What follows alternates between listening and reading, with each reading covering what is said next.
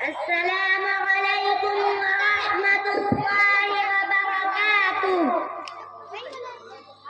نحمده ونصلي على رسوله الكريم، اما بعد۔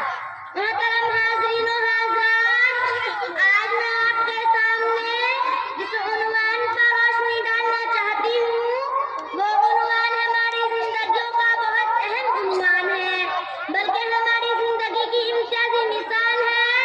آج کی اس محفل میں میرا موضوع ہے ہمارا معاشرہ اور پردہ۔ پردہ ہماری زبان کا جانا پہچانا لفظ ہے، جس کو ہم عربی زبان لفظ حجاب کے عوض استعمال کرتے ہیں۔ پردہ ہمارے اوپر فرض ہے، اور اس کی فرضیت قرآن و حدیث دونوں سے ثابت ہے، اور اس کی حدود سے باہر نکلنے پر اور بے پردہ ٹہلنے پر تنبیہات بھی قرآن و حدیث میں سے کثرت سے وارد ہوئی ہے۔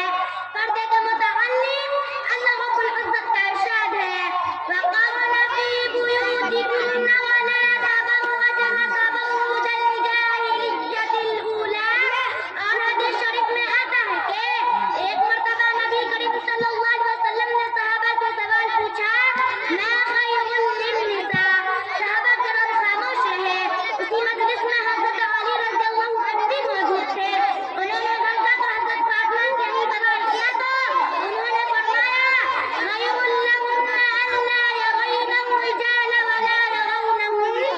چنانچہ حضرت علی نے یہی جواب حضرت رسول اللہ صلی اللہ علیہ وسلم کی خدمت میں پیش کیا تو نبی اکرم صلی اللہ علیہ وسلم نے خوش ہو کر فرمایا إِنَّهَا بِضْعَةٌ مِّنِّي۔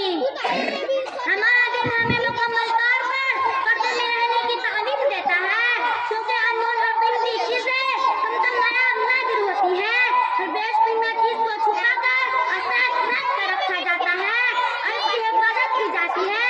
اس سے چور اچک کو ڈاکوؤں سے بچایا جاتا ہے۔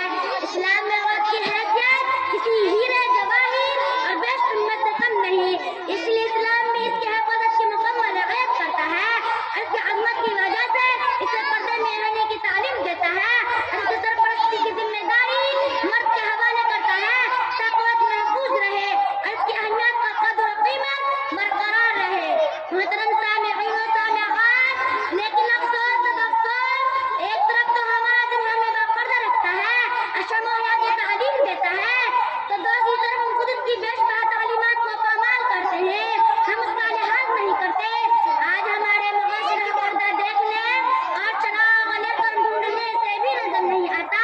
مسلمان خواتین میں پردہ ہے، انہیں اس کا کچھ خیال نہیں، ان میں سے اکثر اس پردہ کو بے موسی سے تعبیر کرتی ہے اور کچھ اس کی جہاد بھی کرتی ہے کہ پردہ تو دل کا ہوتا ہے، نگاہوں کا کوئی پردہ نہیں ہوتا۔ یہ بھول کر کے اس پردہ ہمارے اسلام کی بنیادی تعلیم اور ہمارے نبی کریم صلی اللہ علیہ وسلم کی اہم تربیت ہے۔ ہماری مسلم خواتین کی اکثریت پردے میں رہنا پسند نہیں کرتی، جبکہ ان کی امتیازی شان ہے، وہ بھی عرب عورتوں کی طرح بے پردہ ہونا چاہتی ہے۔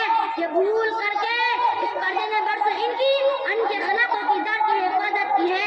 یہ پردہ برسوں ان کی پہچان رہا ہے۔ آج سر سے جو تو نے اپنے ہٹا رکھا ہے، آج سر سے جو تو نے اپنے ہٹا رکھا ہے، یہی آنچل تیری پہچان رہا ہے برسوں۔ ہمیں عورت کی آندھی تقلید نہیں کرنی چاہیے، اس سے بچنا چاہیے اور باپردہ کر زندگی گزارنی چاہیے۔ وآخر دعوانا ان الحمد للہ رب العالمین، والسلام علیکم ورحمۃ اللہ